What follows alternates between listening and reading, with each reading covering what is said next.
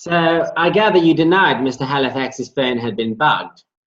Well, obviously, it was the one question to which I could give a clear, simple, straightforward, and honest answer.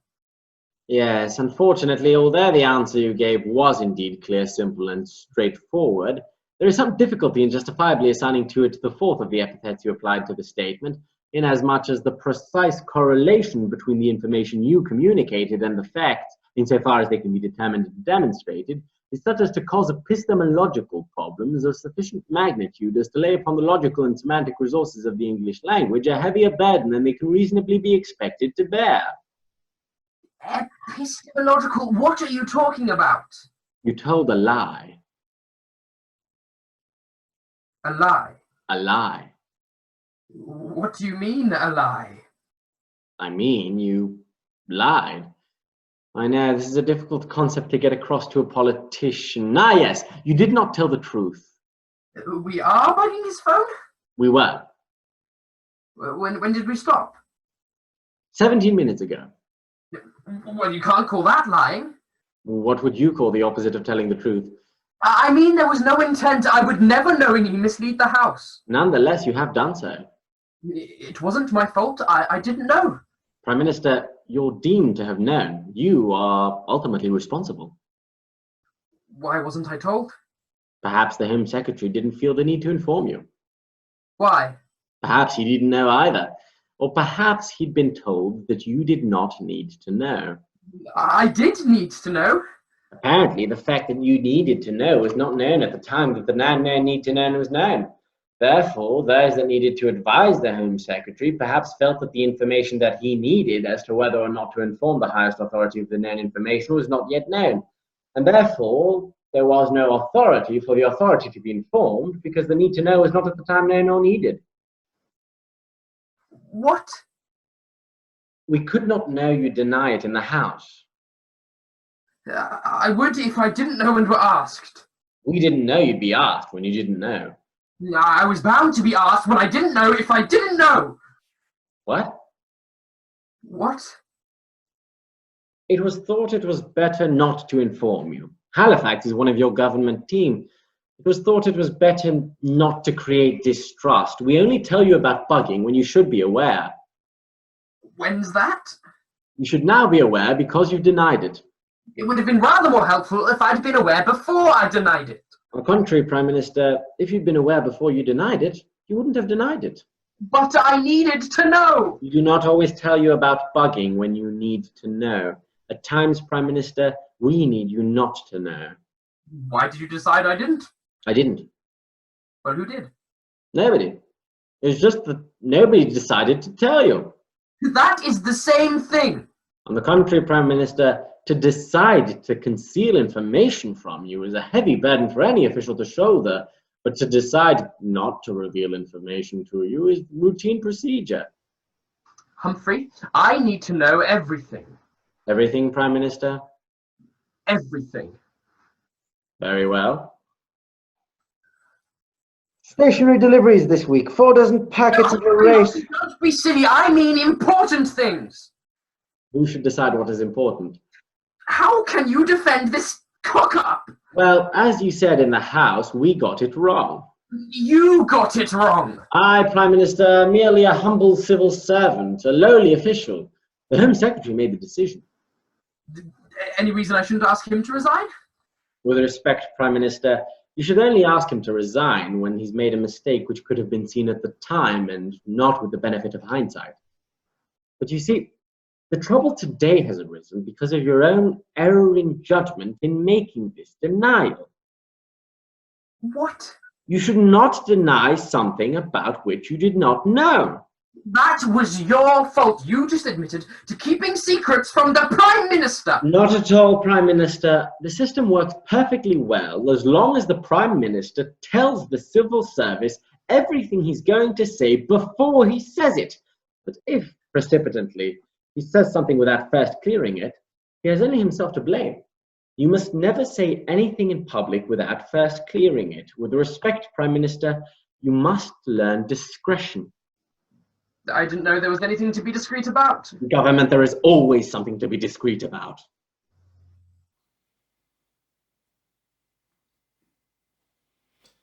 To form an administration of this scale and complexity is a serious undertaking in itself, but it must be remembered that we are in the preliminary stage of one of the greatest battles in human history.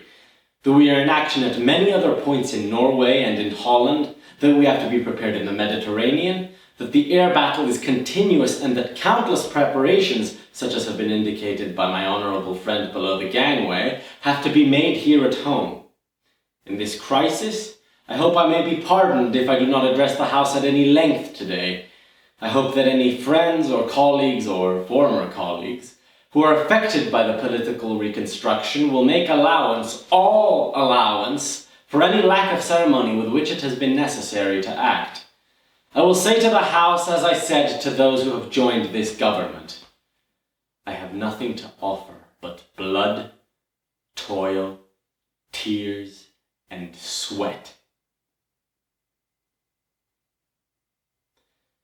We have before us an ordeal of the most grievous kind. We have before us many, many long months of struggle and of suffering. You ask, what is our policy? I can say, it is to wage war by sea, land, and air, with all our might and with all the strength that God can give us. To wage war against a monstrous tyranny never surpassed in the dark, lamentable catalogue of human crime. That is our policy. You ask, what is our aim? I can say in one word, it is victory.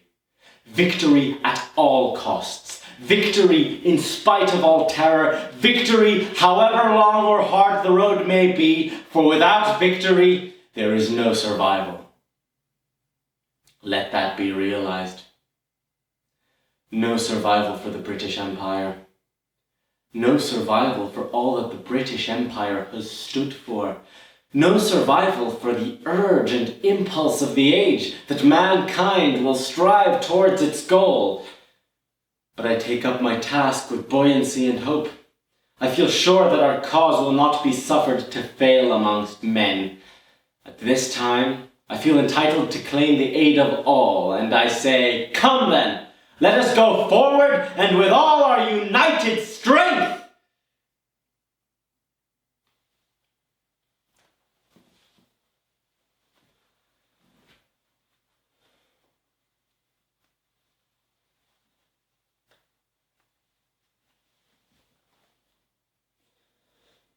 Friends, Romans, countrymen, lend me your ears. I come to bury Caesar, not to praise him. The evil that men do lives after them. The good is often turned with their bones. So let it be with Caesar. The noble Brutus hath told you Caesar was ambitious. If it were so, it were a grievous fault, and grievously hath Caesar answered it. Here, under leave of Brutus and the rest, for Brutus is an honourable man, so are they all, honourable men, come I to speak at Caesar's funeral. He was my friend, faithful and just to me, but Brutus says he was ambitious, and Brutus is an honourable man. He hath brought many captives home to Rome, whose ransoms did the general coffers fill. Did this in Caesar seem ambitious? When that the poor hath cried, Caesar hath wept, ambition should be made of sterner stuff. Yet Brutus says he was ambitious, and Brutus is an honourable man. You all did see that on the Lupercal I thrice presented him a kingly crown, which he did thrice refuse. Was this ambition? Yet Brutus says he was ambitious, and sure, he's an honourable man. I speak not to disprove what Brutus spoke, but here am I to speak what I do know. You all did love him once, not without cause. What cause withholds you then to mourn for him of judgment? Thou art fled to brutish beasts, and men have lost their reason. Forgive me. My heart is in the coffin there with Caesar, and I must pause till it come back to me.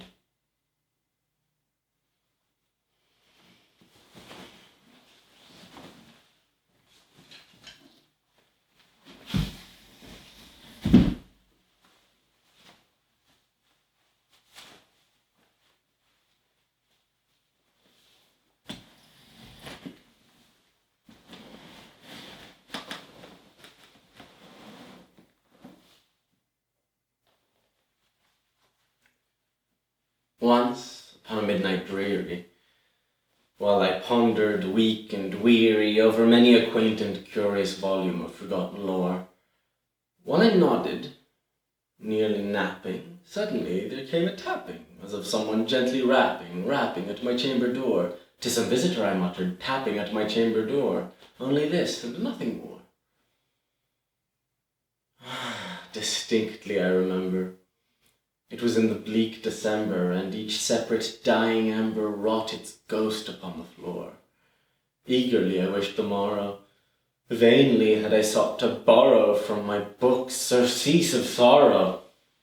Sorrow for the lost Lenore, for that rare and radiant maiden whom the angels name Lenore, nameless here forevermore.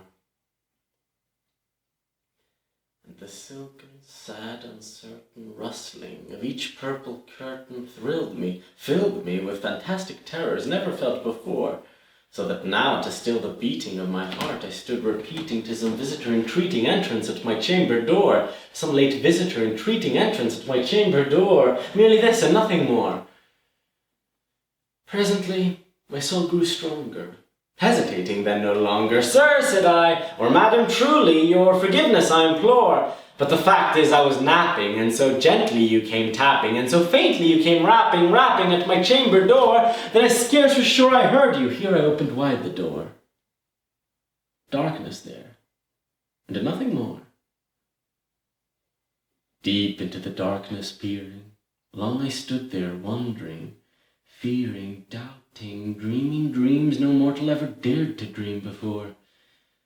But the silence was unbroken, and the stillness gave no token, and the only word there spoken was the whispered word, "Lenore."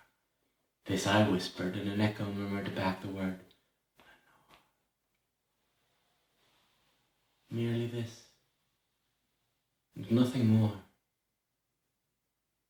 Back into the chamber turning, all my soul within me burning, soon again I heard a tapping, somewhat louder than before. "Surely," said I, "surely that is something on my window lattice. Let me see then what thereat is, and this mystery explore. Let my heart be still a moment, and this mystery explore. 'Tis the wind and nothing more." Open here I flung the shutter, when, with many a flirt and flutter, in there stepped a stately raven from the saintly days of yore. Not the least obeisance made he, not a minute stopped or stayed he, but with mien of lord or lady, perched above my chamber door, perched upon a bust of Pallas, just above my chamber door, perched, and sat, and nothing more. Then this ebony bird beguiling my sad fancy into smiling by the grave and stern decorum of the countenance it wore, "Though thy crest be shorn and shaven, thou," I said, "art sure no craven, ghastly, grim, and ancient raven wandering from the nightly shore. Tell me what thy lordly name is on the night's Plutonian shore." Quoth the raven, "Nevermore."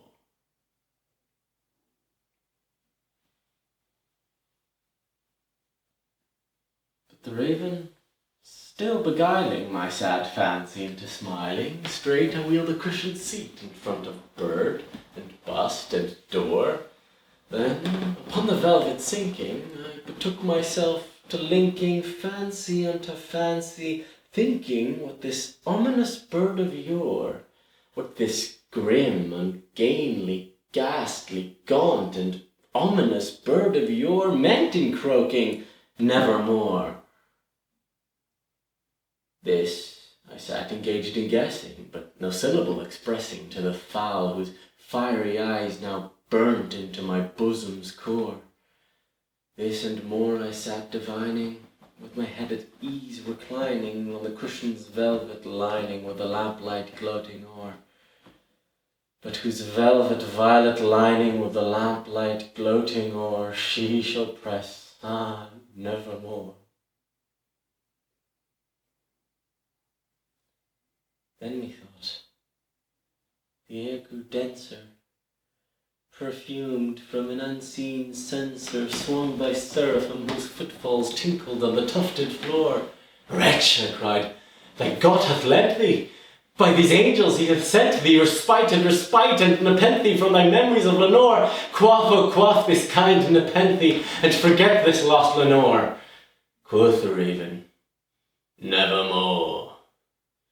Prophet, said I, thing of evil, prophet still if bird or devil, whether tempter sent or whether tempest tossed thee here ashore, desolate, yet all undaunted, on this desert land enchanted, on this home by horror haunted, tell me, truly I implore, is there balm in Gilead? Tell me, I implore!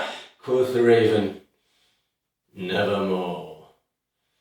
Prophet, said I, thing of evil, prophet still, if bird or devil, by that heaven that bends above us, by that God we both adore, tell this soul with sorrow laden, if within the distant Aden it shall clasp a sainted maiden whom the angels name Lenore, clasp a rare and radiant maiden whom the angels name Lenore, nameless here forevermore. Quoth the raven, nevermore. Be that word or sign of parting, bird or fiend, I shrieked, upstarting, get thee back into the tempest of the night's Plutonian shore. Leave no black plume as a token of that lie thy soul hath spoken. Leave my loneliness unbroken, quit the bust above my door. Take thy beak from out my heart, and take thy form from off my door. Quoth the raven, nevermore. And the raven, never flitting, still is sitting on the pallid bust of Pallas just above my chamber door, and its eyes have all the seeming of a demon's that is dreaming, and the lamplight o'er him streaming throws his shadow on the floor, and my soul, from out that shadow that lies floating on the floor, shall be lifted nevermore.